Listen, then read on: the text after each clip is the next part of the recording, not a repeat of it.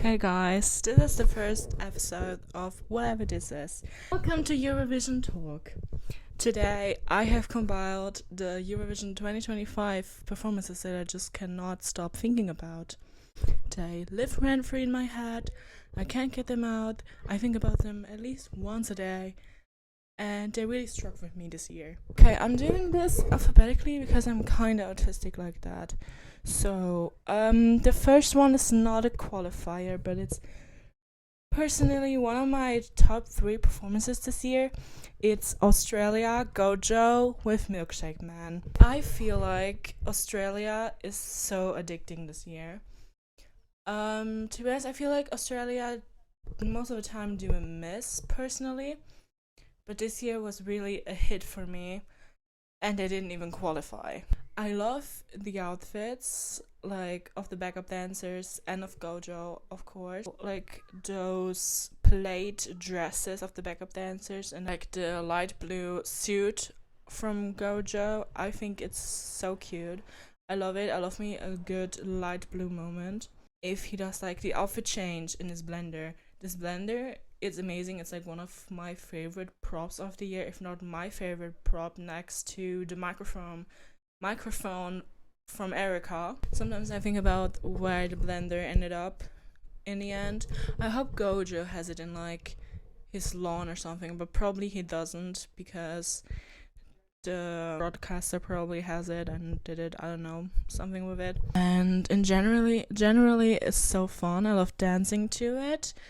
It has like this, it just really has something special that I don't see in a lot of pop music lately. Like this, you just want to like get up and dance. I have this with very rarely with songs nowadays. I also love the fact that Gojo is on a stage with his girlfriend. One of the backup dancers of Gojo's is his girlfriend. I love her. She's amazing. She's cute. They are so amazing together. And every time I open like TikTok or Instagram, they are like shown to me, and I'm like, okay, I'm sorry. I know that I'm single.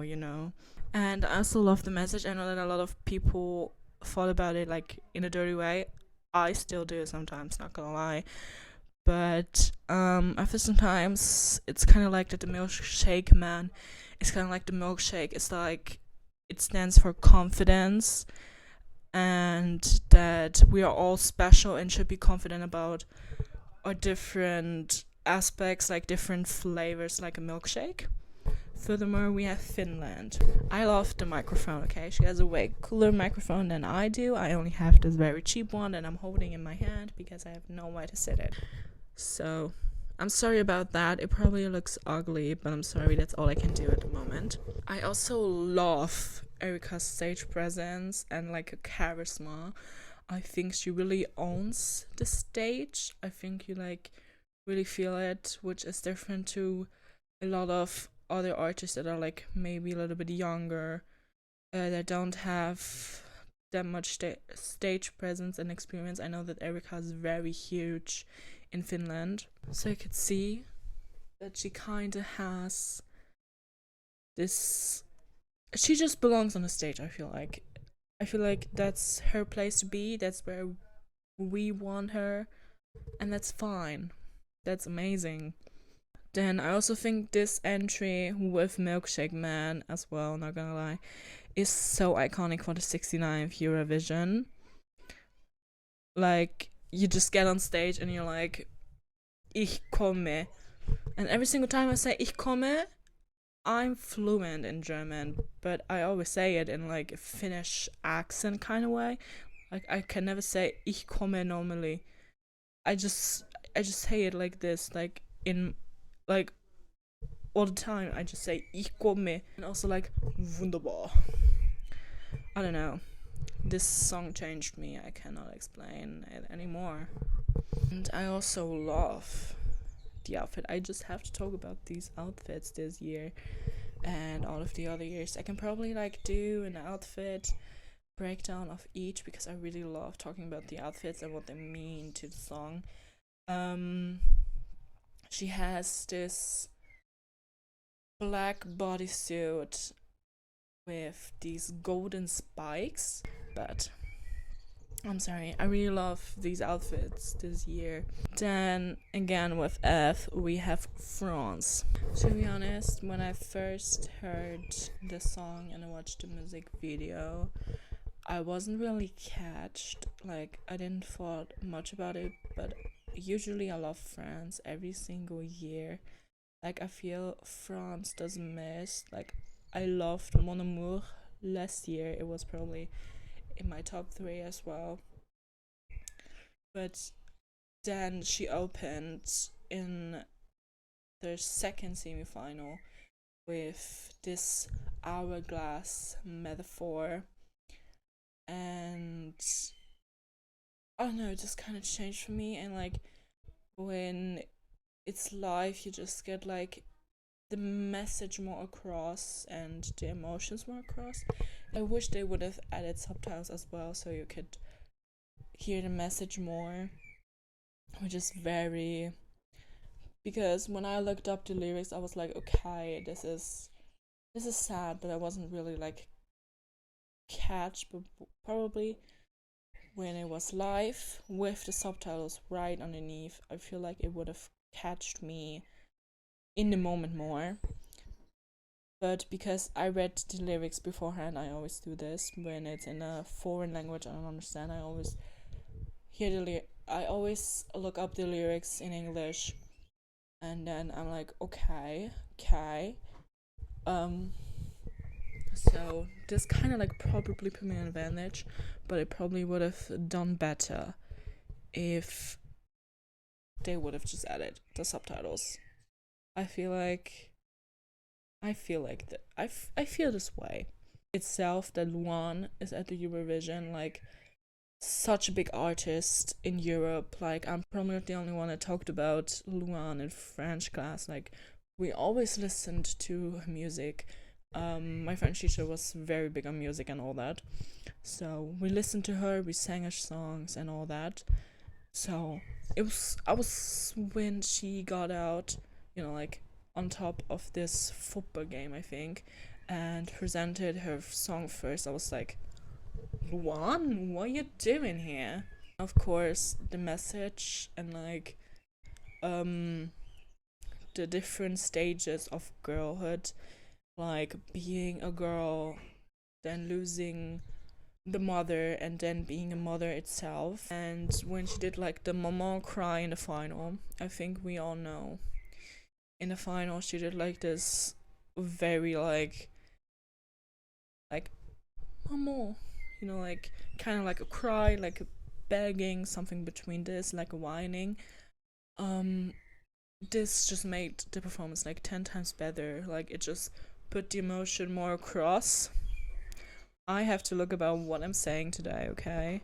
Every single year I watch the Eurovision with my family and my best friend, and I tried so hard not to cry during this performance. It was most of the time I don't really cry, or it doesn't catch me, because most of the time it's like mainly party songs and like the few ballads, but then you're like in this party feeling. That's how I feel, and I don't really like to cry in front of people. That's probably also a thing. It almost got me, and it almost got me, okay? Of course, at the end, when like her daughter also says mama after she just said mama, I don't even know what to say about this. I just speechless. I'm just like sat there when it's like, yeah, I really don't. I know.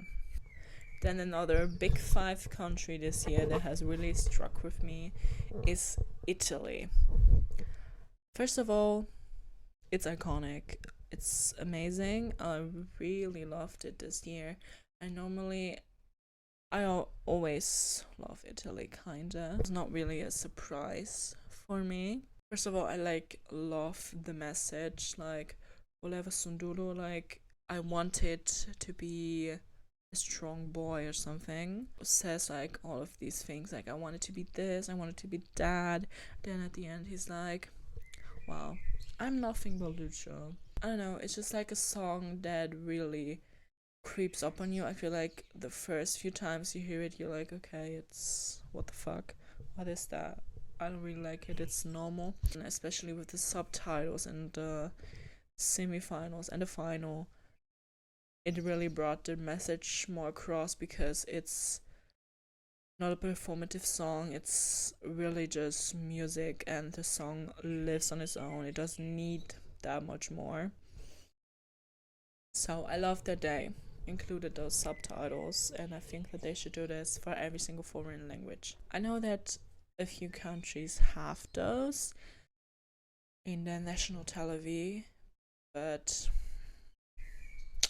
in Germany we don't have those, and normally I watch the Eurovision YouTube live stream. So, and I just feel like the song gives late summer dusk, like you're going home from like a meet with friends. You were like sitting, you were talking, and then you like go home and you're like, maybe life isn't that bad when you just try to be yourself and you just try to live in a moment. And I have literally screamed harmonica in my notes, literally underlined it like 10 times, because the only playable instrument in Eurovision that is live playable is the harmonica, and he did it.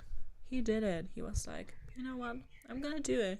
This kind of like reminds me of the time in the cheese fondue series from Eurovision where he said music is not a competition. He like also said, well, if you like my song, if you like other songs, just vote for it. Music is not a competition. And I feel like this kind of also proved it. Then he was like, I'm just gonna play this harmonica. I don't know. And this is not a contestant this year. This is an interval act. But it has really struck with me this year, and this song got into my playlist, like my normal playlist, not my Eurovision playlist. And songs rarely do that for me. So I was very shocked that it could do that. And I love to listen to it. It's, I don't know. Anyways, it's Unexplainable from Nemo. At the moment, it felt a little bit awkward, I gotta say, because in the beginning, I didn't really knew what like was going on and what it was about. I was like, okay, what is happening? And then I feel like after the lyrics, and I'm a woman in my dreams, are like, oh, okay.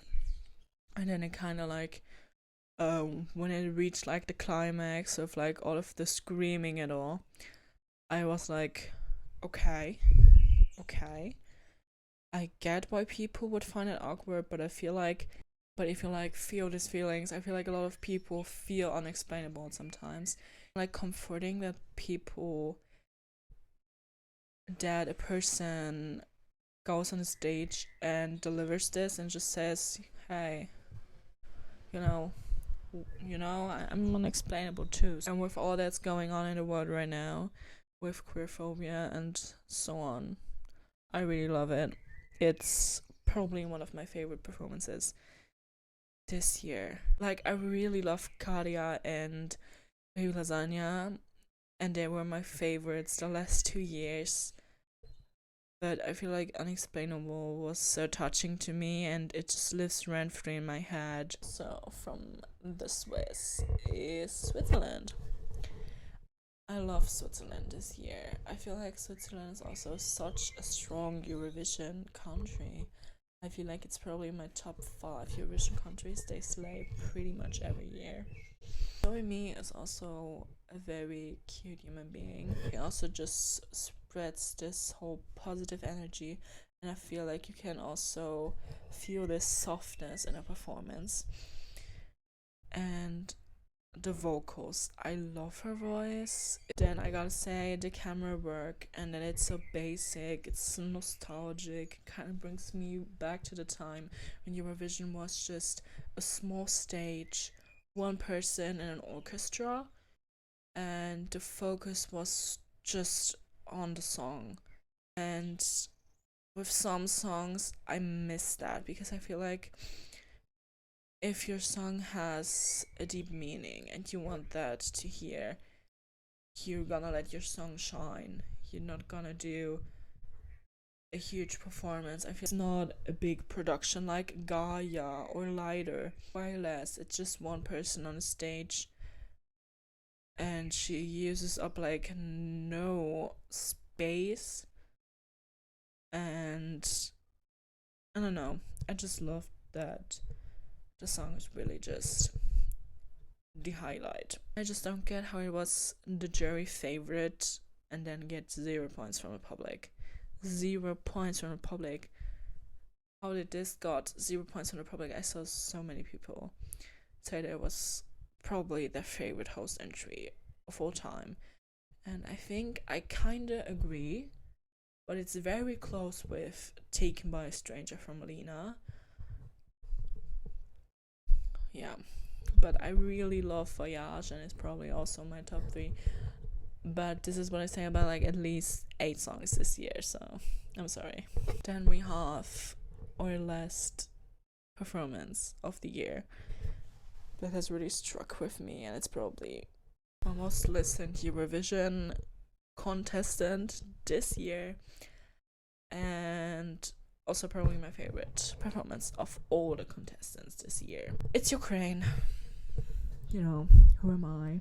I love Ukraine. I love Silver Blood. I listened to the album and it was amazing. I really recommend you listening to Of Us. It was released a few weeks before ESC or something. Yeah. And when the performance like starts with the voice of the girl, she has an amazing voice. I follow her on TikTok and she does a lot of amazing, especially Eurovision covers. I really think you should follow her. It's amazing. It kind of sets the tone of like a little bit like angelic, hopeful, peaceful kind of way. And then the outfits, I love the outfits. I love Danya's pink suit. I love the drummers. I forgot his name. I literally knew it like a few minutes before. I'm so sorry. Every single time I have to know names, I forget them. With like the heart on the floor, it's amazing. I really loved it. Then this retro pop filter, it gave like more this majestic angelic feeling that I really loved about the performance, and that I get in general while listening to the song. So I know that a lot of people didn't like it, but I really loved it personally. And what I also love is the Ukraine English mix that pretty much every Ukrainian contestant has done. Last year it was Teresa Maria with Jerry Hill and Ivona. And then it was also Jamala with 1944. I just love it because I feel like Ukrainian is a little bit more harsh and then English is a little bit more softer, and it really goes well together. And at the end, when they're like have this light ring finger, and it goes to the heart, I could cry. Do not do this to me. It's amazing. I love it so much. This was all of the performance that I can't get out of my head this year. As always, feel free to just say what your performances were this year and especially why they were. See you!